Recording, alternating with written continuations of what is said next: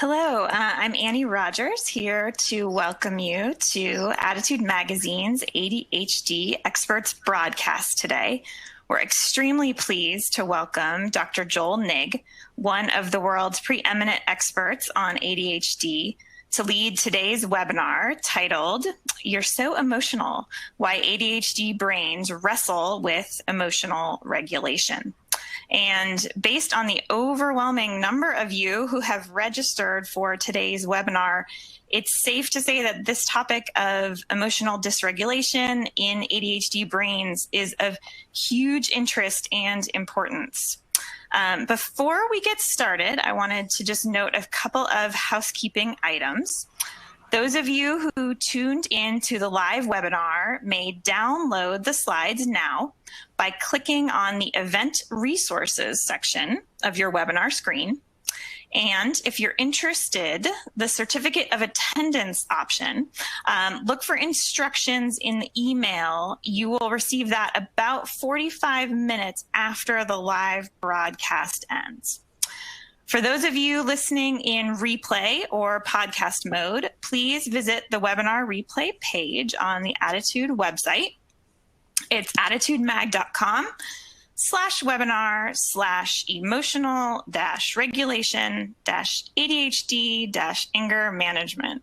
Anger-management for access to both the accompanying slides and the certificate of attendance option. So with that said, I will introduce today's expert, Joel Nigg, Ph.D. He is a clinical psychologist and professor and vice chair for psychology and director of the Center for ADHD Research at Oregon Health and Science University. Dr. Nigg is the author of Getting Ahead of ADHD, What Next Generation Science Says About Treatments That Work, and how you can make them work for your child. He and his research teams have published more than 200 peer-reviewed scientific papers related to the neuropsychological, cognitive, and temperamental correlates of child ADHD, to ADHD genetics, and to brain-based research in ADHD in children, adolescents, and adults. We're so excited to have him. And before I turn over the microphone, I wanted to thank the sponsor for today's webinar, Play Attention. Are you homeschooling this fall? Whether you're planning full-time homeschool or hybrid homeschool, Play Attention can provide the right tools for success. Our customized neurocognitive training plans improve executive function and self-regulation. Join our webinar and learn how we can help you with your homeschool roadmap and improve executive function.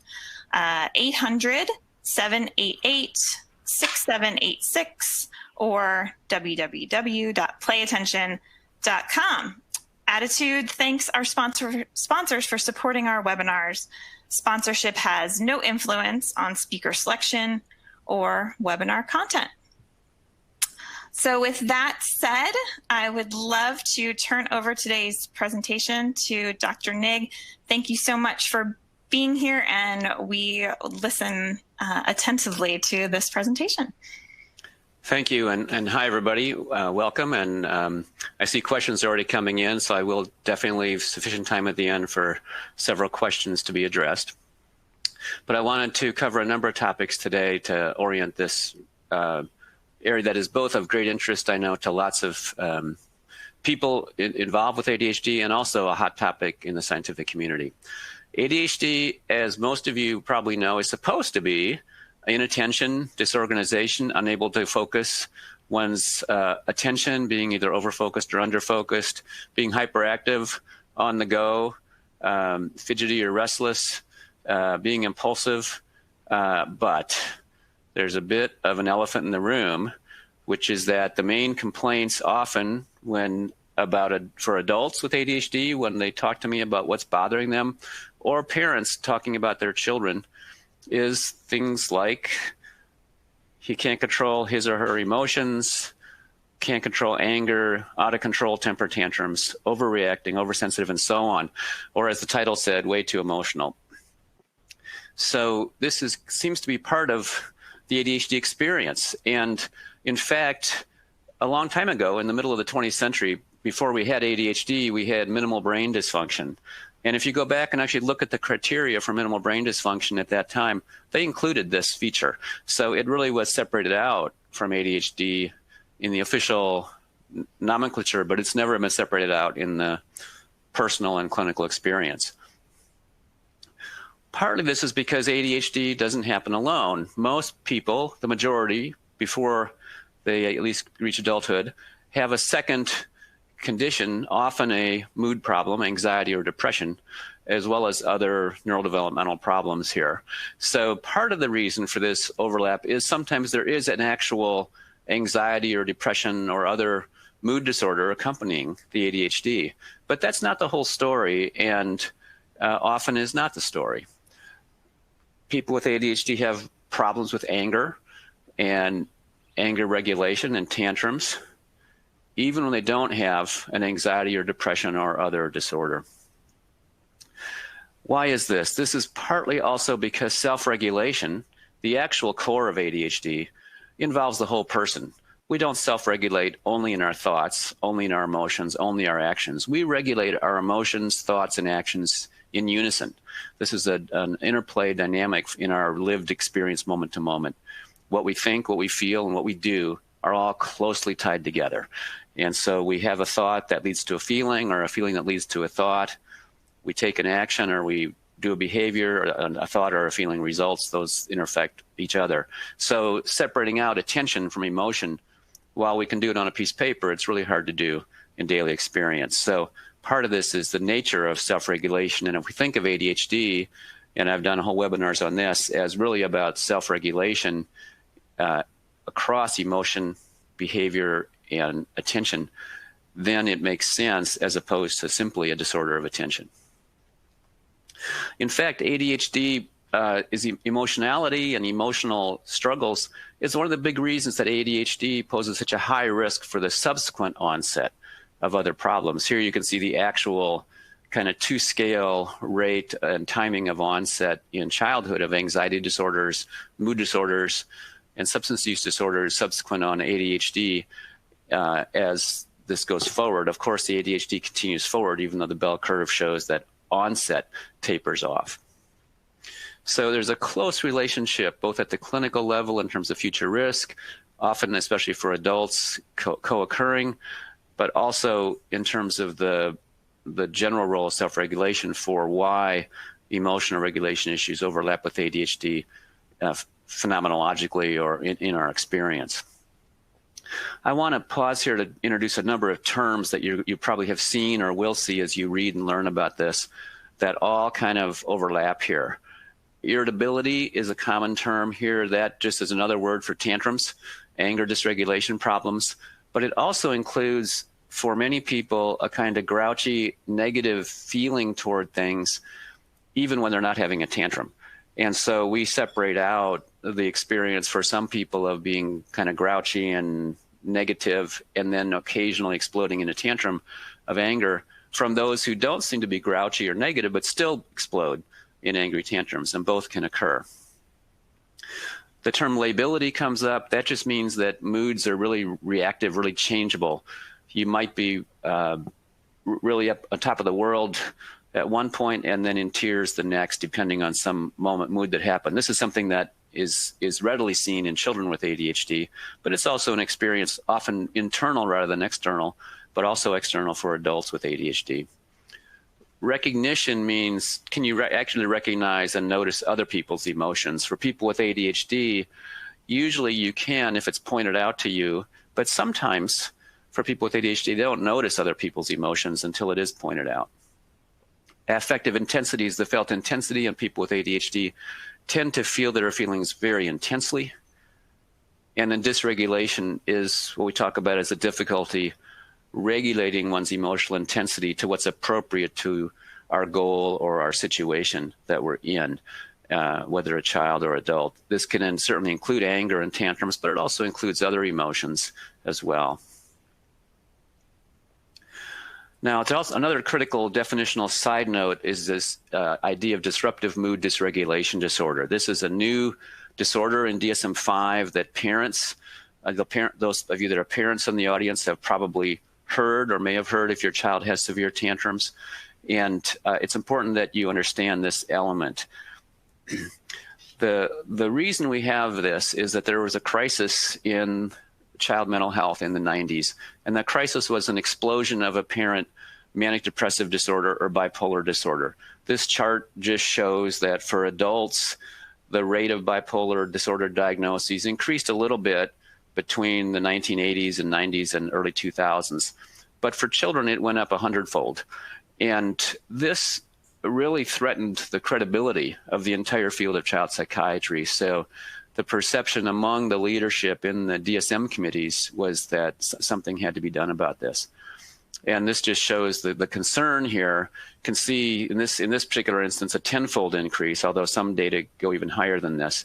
And the problem was that young children were giving these serious mood stabilizing drugs, antipsychotics, lithium, multiple medications in a majority of the cases, very dangerous medications for young children on the theory that they had kind of latent manic depressive disorder.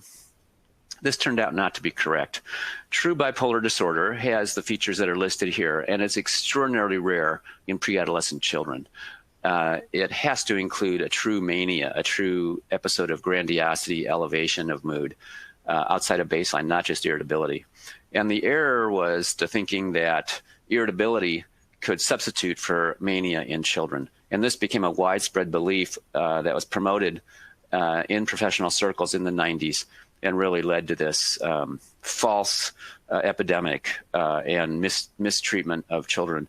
DMDD was therefore created to plug this gap, to have a place for clinicians to quote unquote put children with severe chronic temper tantrums who we now know did not have elevated risk for bipolar disorder in their family or in their future from longitudinal studies, and to enable new research to look at how to best intervene to help children with severe temper tantrums, and this also applies to adolescents and adults.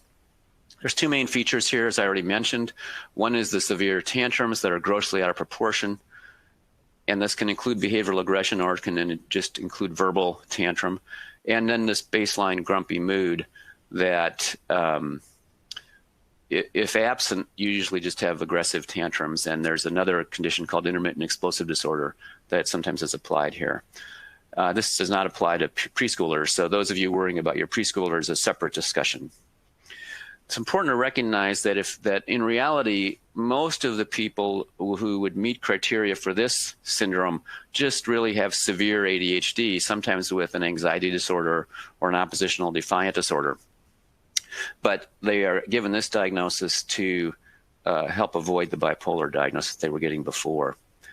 Now, the reality is that if you have ADHD and problems with anger or tantrums, whether you're a child or an adult, you're not alone.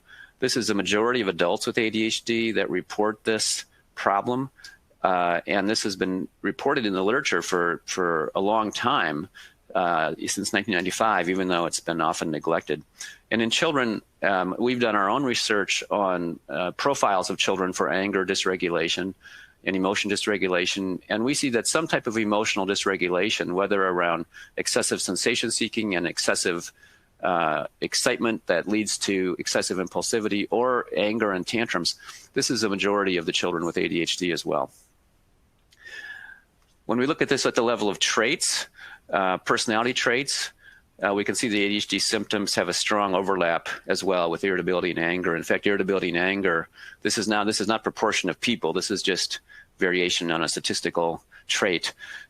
You can see here that the biggest trait that overlaps with ADHD is actually anger, irritability.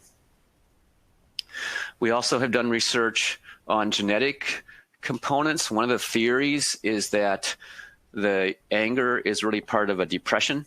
And in fact, people with high anger dysregulation in ADHD tend to be at risk not for bipolar, but for depression as they get older. And adults with ADHD who have a lot of anger, out of control anger and irritability, sometimes it is because they're becoming depressed. And so this is an issue that clinicians have to think about, and that those of us that struggle with this have to think about. This slide is simply illustrating by the solid arrows, the solid lines, that genetic liability for ADHD is related equally to ADHD and to emotional dysregulation, irritability, anger, tantrums, and exuberant sensation-seeking, overly risk-taking. Depression genetic liability, the dotted lines, is not related to ADHD or even anger in an ADHD population when ADHD genetic liability is taken into account of, and bipolar genetic liability is unassociated as well. So this is just genetic evidence that irritability is really part of ADHD. This anger dysregulation is really part of ADHD. It doesn't have to be part of an associated depression, even though sometimes it is. So what I want to do in the rest of the time here is the following. I want to do a little bit on the brain and its variations. And the theme here is going to be that ADHD is not a one-size-fits-all condition. There's important variations here among ADHD children and adults, and recognizing this is critical. It is the case both in the brain and in how things are experienced. Then we'll talk a little bit about best treatments, and I know some of the questions that have already started to come in are going to be about this. And I'm going to separate out children from adults here to some extent, because the answers in terms of what to do about tantrums and anger problems are a little different for children and adults. And part of this is obvious due to developmental changes. So first, this is a very complex slide from a recent and very fascinating study on ADHD in the brain. We know that ADHD has numerous brain correlates that show up on brain imaging studies, and there's a large number of meta-analyses now on this and large studies, and our group has contributed numerous studies in this area as well. When you look at people with ADHD, whether children or adults, as a group, you do see changes in the brain. What's important to recognize is those changes are fairly small. They're not diagnostic. You can't do a brain scan to diagnose ADHD or to diagnose ADHD with an anger problem unless there's a rare brain abnormality. By and large, this is not going to be visible on a brain scan. In fact, in this particular study, only 2% of individuals with ADHD had brain scans that actually matched, in terms of extreme deviation from normal, in a given brain structure, what the average group difference showed. So this just illustrates the wide variation among individuals in terms of brain scans with ADHD, which is why brain scans are still not diagnostic and will not be diagnostic until we have better subclassifications of ADHD. And one subclassification is going to be, I believe, ADHD with severe anger problems. So one way we've tried to address this in our research is to separate out ADHD individuals, here we've done this in children, by their emotional profile. And although this slide it may be difficult to see on these profiles, what it's illustrating is that there are different profiles for ADHD.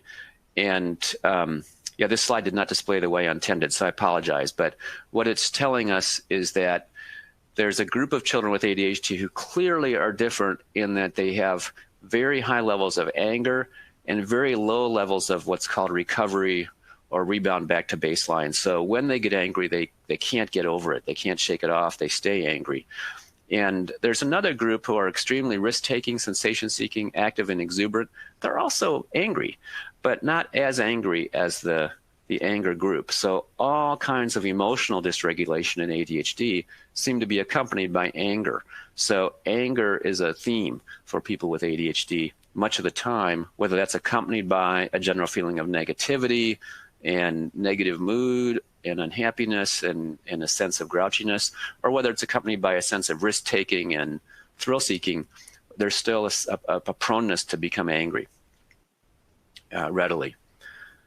So here are the emotion profiles in children. We did a statistical procedure here, a mathematical procedure where we were able to separate out the kids. Each dot here represents a child, and each color represents a mood group. The first group here was the children with ADHD who did not have anything unusual about their emotional profile. They were inattentive, they were distracted, they were disorganized, but they did not have anger tantrums or other emotional dysregulation. This was about a third, about 20%, actually about a fifth to a quarter of the group, maybe 20 to 25%. The second group was, we called them risk-taking, exuberant.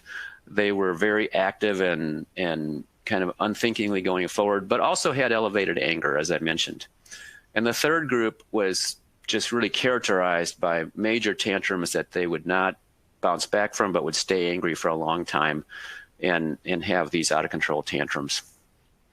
And we were then able to use this profile to clarify all this variety in the brain. So I mentioned how there's so much variety in brain scans that it's really hard to pick out an individual with ADHD. But if we do this based on these temperament profiles, we begin to make more sense of it.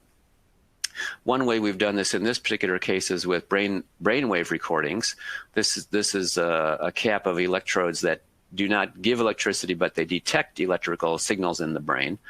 And we see here that if we separate ADHD into people who are not the risk-taking group and those that are, we now see a dramatic difference in their brainwaves, even when, and without getting into details, these are brain regions that make sense in terms of emotion.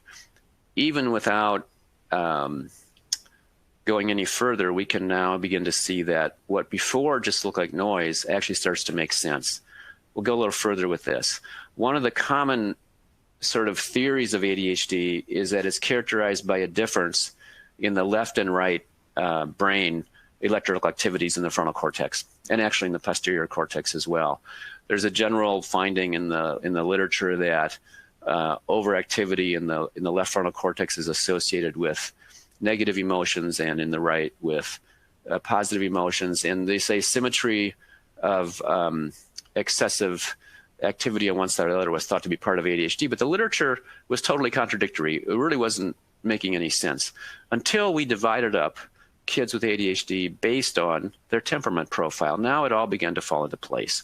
We could see that for the subgroup that were very sensation-seeking, they were the ones that had a really sharp, if you look at the left-hand graph there, they had a very sharp increase in this brain asymmetry that is being looked for, and it was very, very clear-cut. And it just so happened this was also correlated with elevated genetic risk for ADHD on the right-hand graph. So this really clarifies and shows that there's brain validity to these emotion subgroups, and in this particular case, almost a biomarker for the sensation-seeking subgroup. Now, again, this is not yet ready for clinical diagnostics, but we're hopeful that it could get there in time. And so for that group, treatment would go, and this slide shows a different kind of brainwave, which is the millisecond by millisecond reaction to seeing a certain kind of emotion on a face. So this is a picture of a cheerful face. The individuals here were also shown faces that were angry, sad, and so on. And what we saw was that this particular emotional subgroup of ADHD had a very quick, automatic, unconscious reaction to emotion faces. That this reactivity was really what drove their overreaction to situations. Even before they were aware of their feelings, they were reacting. And you could see that on the electrical signals in the brain. And again, that group stood out, and you can see that on the graph on the right.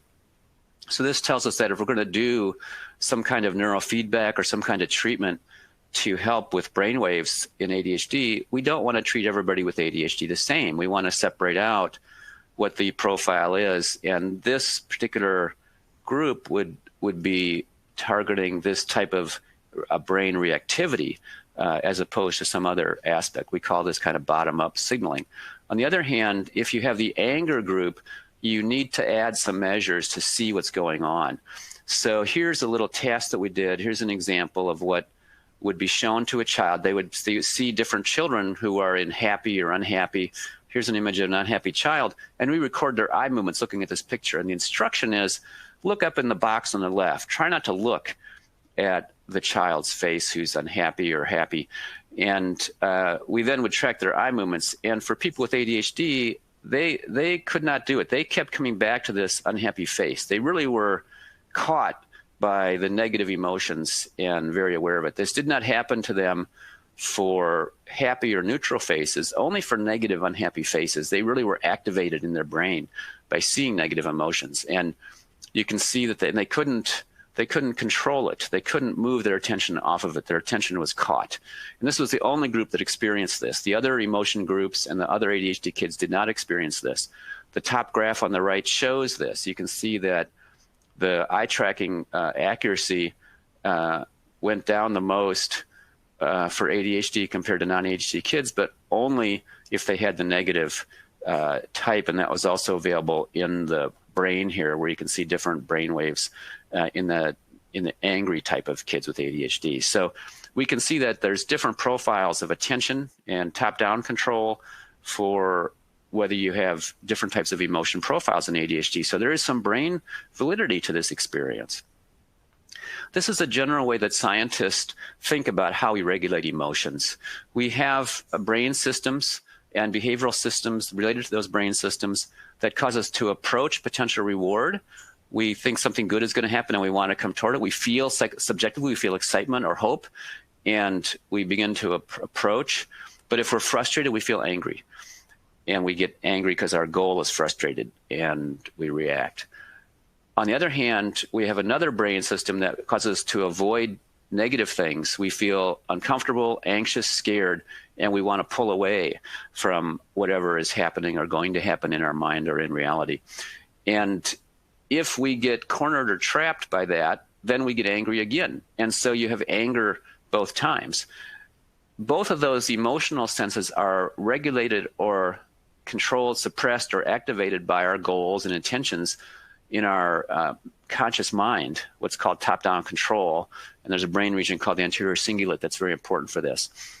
And so there's brain circuits here that can be defined. And then there's a gating mechanism that I won't get into but it allows, when that gate breaks down, it allows that bottom-up emotion signaling to interrupt and overwhelm the top-down control and to break through there. Something is so important, so worrying, you've got to turn to it, and so it distracts your attention.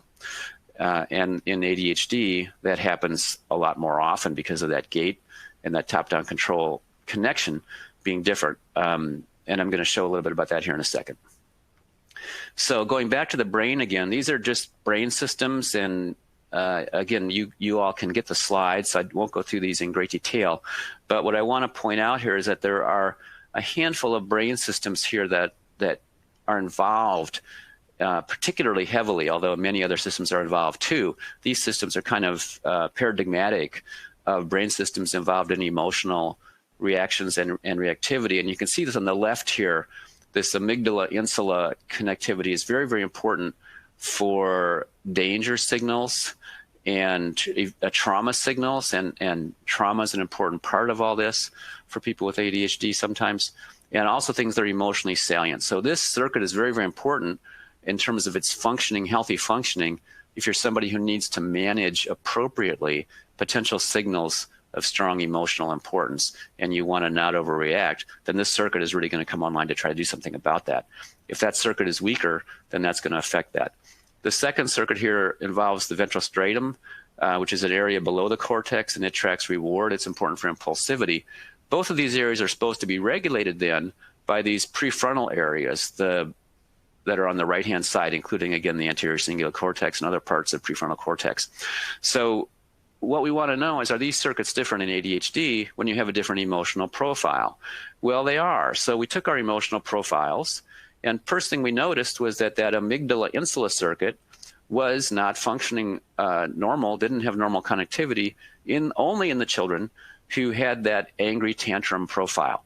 So again, we can see here that part of what's happening here is a change in brain connectivity and brain circuitry, that those circuits are not operating in the same way to regulate that anger when a signal shows up. And it's probably going to mean overgeneralizing of things, getting angry at things that actually wouldn't warrant that, but also not being able to control that anger when it's felt, feeling it and having it kind of run kind of as if the brake is not connected to the brake pads.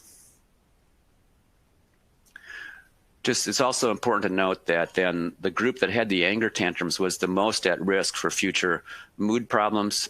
Here you'll see just 2 years later, future clinical disorders and diagnoses were more than doubled in the irritable group compared to the other ADHD groups. This is a really important clinical prediction, a much clearer clinical prediction than we ever would see with our regular clinical predictors like how severe is your ADHD and so on. So this tells us that, and most of these kids were getting anxiety disorders or depression later. And this is consistent with other literature. So this underscores the importance of understanding the element of anger dysregulation, in particular in ADHD. Even though it doesn't apply to everybody with ADHD, it's very important when it does. So what do we do about this? I want to then move to the final piece here, and I'm going to talk about this both in terms of what is standard kind of being learned about best treatments, and also about alternative and experimental things that are coming down the pike. And what's important to recognize is that for a long time, treatment studies of ADHD have only looked at ADHD symptoms. They haven't really been doing a very good job of looking at anger problems. And this is part of why it's a new area that needs research, and part of what disruptive mood dysregulation disorder did is it spurred research on this for people with ADHD.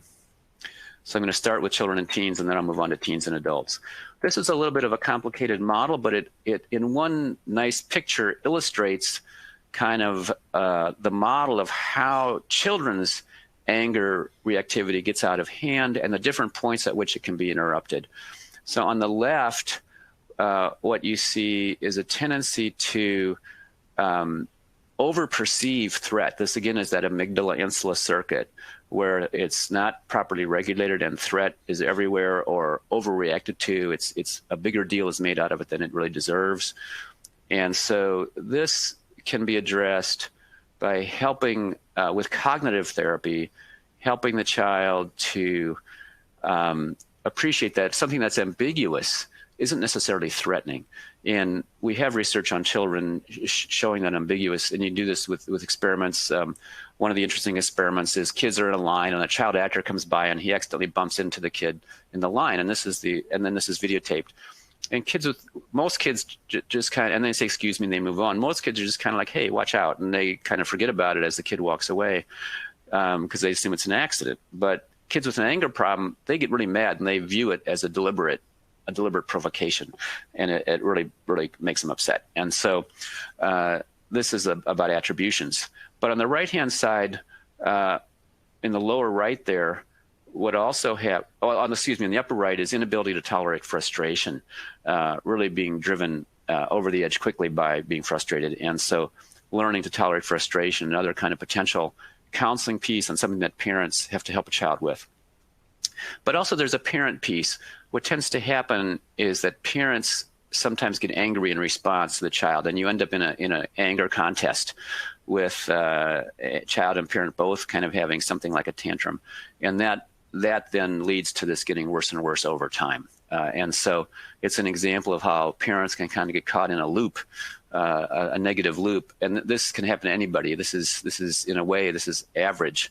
I would not say that a parent that got in this loop was not a typical parent. I think it's sometimes the children's anger reaction is extremely provocative. And so part of the challenge and part of what's been successful in the treatment studies is really working with parents to react in a different way to the child's tantrums, and then combining that with some child counseling and some other things often can really help to tone this down over time very successfully and encouragingly in some recent studies. So we really encourage this combination here. What about medication? Now, one of the interesting findings here is that ADHD medication does not really help very much with the anger problem a lot of the time.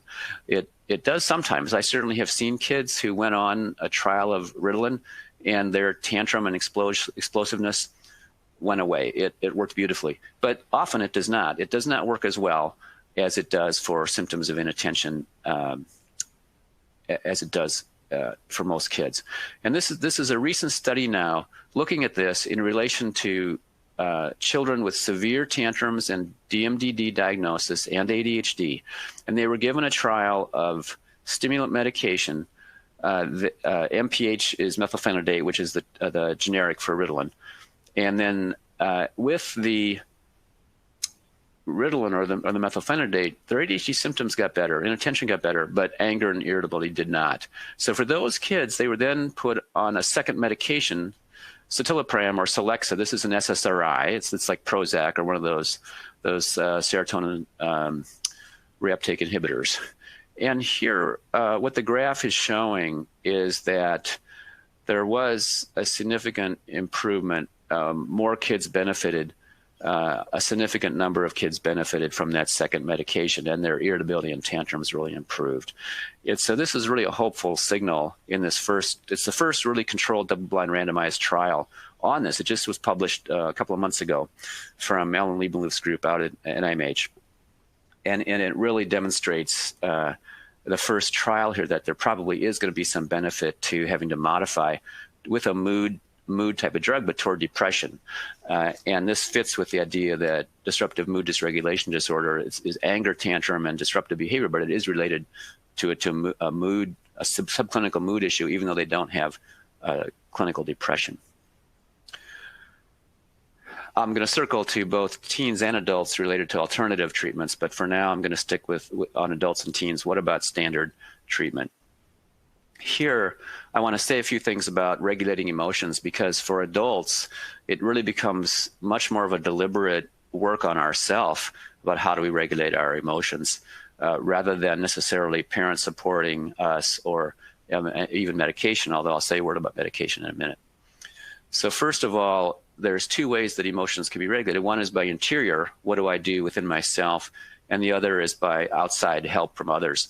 So interior, there's a number of things that we do to regulate our emotions, and these are teachable. And so part of what's very, very helpful and very effective for adults is the counseling that works on teaching these coping skills. Anticipatory coping, I know I'm going to get angry next time this happens. What is my exit plan? What am I going to plan ahead of time to avoid that? Will I walk away? Will I make light of it? Will I tell myself something different? Or am I going to be able to avoid the whole situation by seeing it coming and going a different direction? Appraisals and self-talk. Maybe that was an accident. Maybe that car is tailgating me because they're trying to get to the emergency room.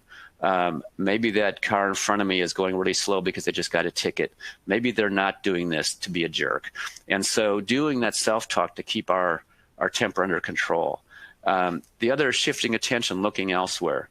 Yes, that political news is driving me crazy. I'm going to not look at that anymore. I'm going to go do something else. So really shifting attention, that's another way that we can regulate emotions internally. And then, of course, we have the old-fashioned biting our tongue, sheer willpower. This is pretty hard for people with ADHD. Willpower doesn't often work very well. And so unless it's planned, I'm going to use willpower, but often it's important to do other strategies to avoid having to use willpower. So this is only a subset of numerous coping strategies that can be developed and that are known that counselors will do a program with that are now being shown to help people with ADHD who are having trouble with their adult, I don't necessarily want to say tantrums, but it can feel like a tantrum, but out of control anger. But then there's also exterior supports, and these are often forgotten. For children, of course, exterior supports are very, very important to handling their emotions. With very young children, all you parents out there know that you spend a lot of your parenting time with your young children, helping them learn how to handle emotions, how to recognize emotions, how to cope with them, and so on, and probably teaching them some of these coping skills that I just mentioned. Loaning them, as it were, your own coping skills. And you also know that for older children, you try to do some of the same things, only use a little bit more sophisticated strategies for them. For adults, we can still benefit from other people helping us cope. Social support, other people talking to us, other people being there for us. So the importance of social support really should not be underestimated for you if you're struggling with ADHD and anger.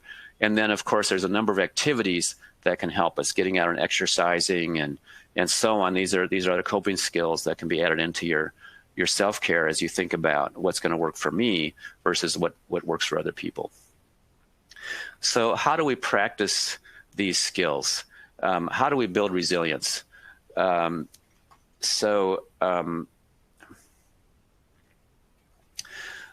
a number of health practices we can do. There's research on meditation now, social supports, and so on. Let me say a quick word about each of these as I need to wrap up here in a second. First of all, for adults, here's what we know. Medication for ADHD has limited benefit it helps ADHD symptoms, but not emotion regulation problems. Behavioral counseling, cognitive behavioral therapy along the lines I just talked about, that is clear evidence. That's the way to go to get help here, sometimes with medication and adjunct. Meditation can help, but that research is limited, and nutrition is a new area. This is just a medication slide showing that ADHD medications are not that helpful for emotion problems in ADHD. This slide summarizes the results for different kinds of psychotherapies. Cognitive behavioral therapies work. Others, no. Cognitive training by itself without a behavioral practice component, no. Psychoeducation without practicing skills of coping, no. Mindfulness-based meditation, maybe, but the studies are low quality. So find a counselor who knows how to work with you on this type of therapy. There's alternatives that may work. I have some citations here in a slide that you can look at on your own related to some of these, particularly nutritional interventions that seem like they might be helpful. Omega-3 supplementation, we know, gives a small benefit to children and adults. These other neurofeedback hypnotherapy do not, so don't spend money on those. And then the take-home message here is that emotions is really part of ADHD. It's not, you're not alone. That finding basic skills for coping is key. Alternative treatments are emerging, but we have some standard treatments that actually can be helpful, but they're not standard ADHD treatments. They require modification. And different solutions are emerging. For kids, the keys are parents working directly around how they're reacting, and children learning coping skills, and then possibly combining a medication regime that adds the SSRI to the stimulant. And then there's also some evidence for omega-3s, supplementation fish oil to help a little bit, although not by itself. Adults, it's a similar logic, but now you're working on yourself with a CBT-oriented psychotherapy, maybe a meditation class. Medication may be supportive somewhat, but it's not going to be usually enough. And then training on those coping skills with a professional. So I'm going to leave it there. I know we're going to probably have some questions. I want to thank you all for your interest, and we'll get to as many questions as we can. Thank you. Thank you so much, Dr. Nigg. That was incredibly informative, and it's a lot to take in, but we have many, many questions. I will do my best to kind of represent what people are asking about. One big question that we're seeing is a better understanding of how the groups that you talk about, the angry, irritable versus the exuberant, risk-taking, how that intersects with or overlaps with our traditional ideas about hyperactive and inattentive subtypes. So is one subtype, more likely to exhibit the angry, irritable symptoms, for example? Less than, I have a graph of that I should have included. Less than you would think. The what's traditionally called the combined type tends to split 50-50 into the two emotional dysregulated groups. So most of the combined type kids fit into one of the emotionally dysregulated groups. A few do not, but most do. And then the classic inattentive group is more likely to be in that relatively benign emotion group, to not have dramatic emotion dysregulation, but to be simply inattentive and disorganized. So it really comes out to dividing up the combined group. The pure hyperactive group really is almost an artifact of development, and I'm among the professionals who think it's very rare in after preschool. Most people with ADHD who are of hyperactive profile end up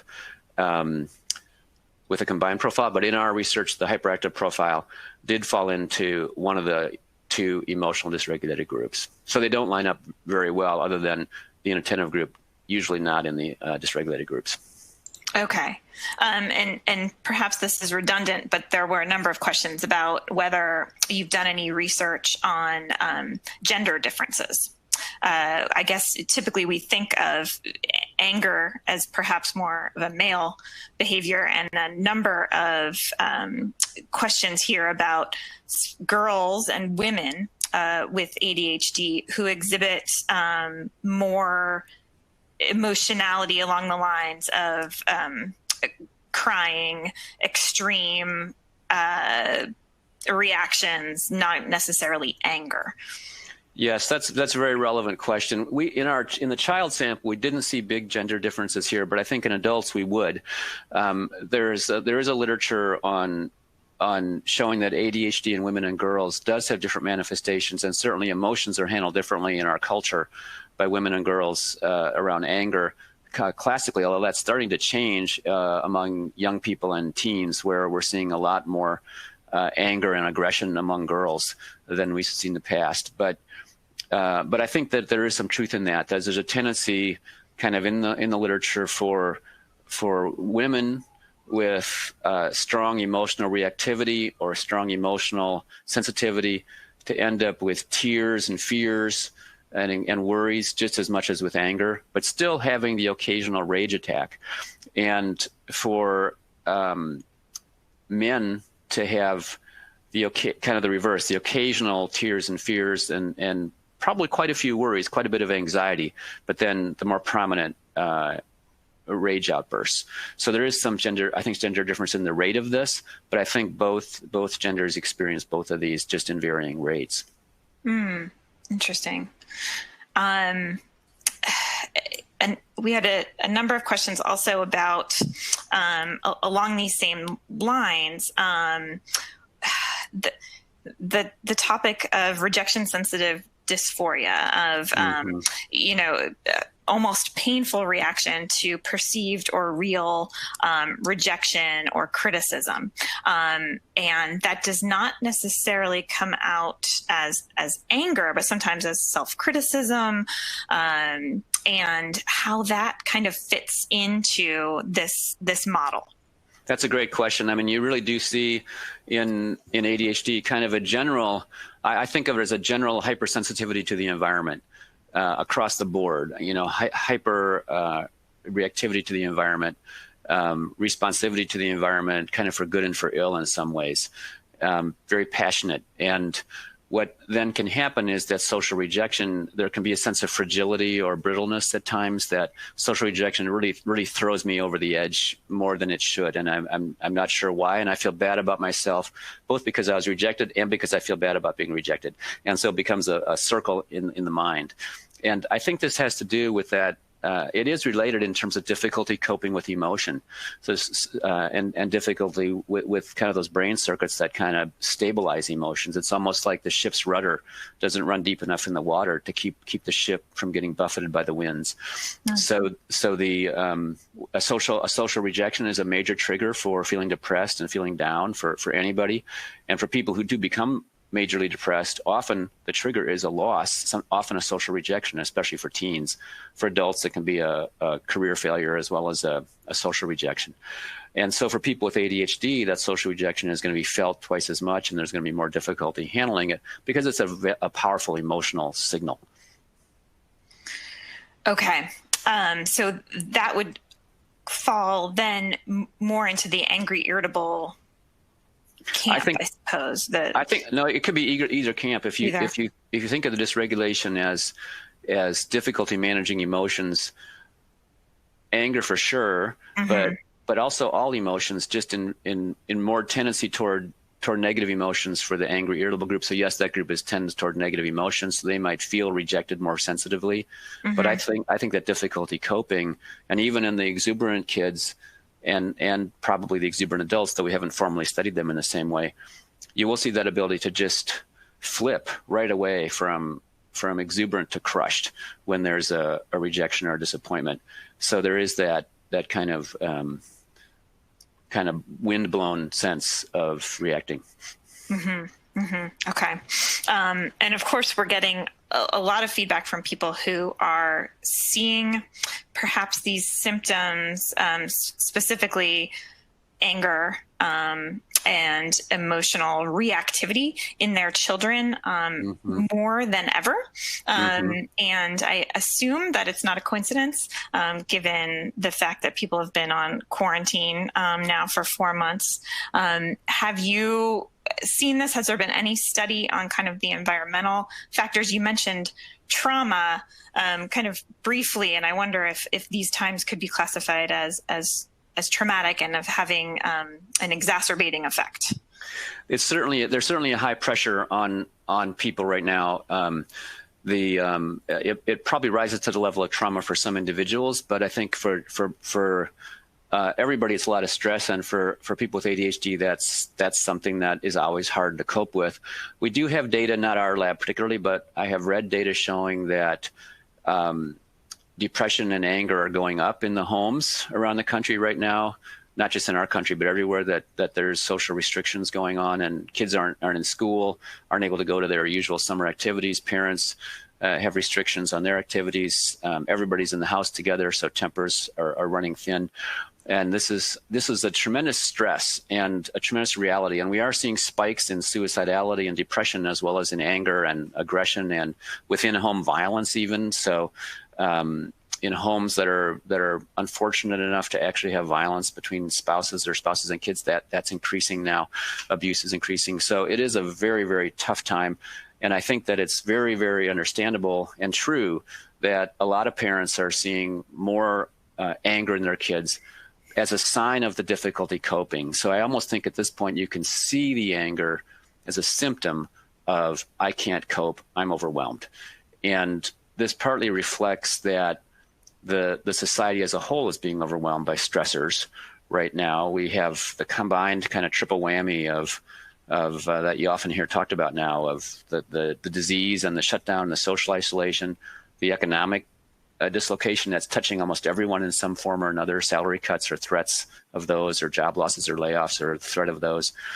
And needless to say, a very tense political climate that's troubles a lot of people and creates a climate of stress, I think, that is felt even and as a parent, if I feel it even subliminally, my kid's going to pick it up.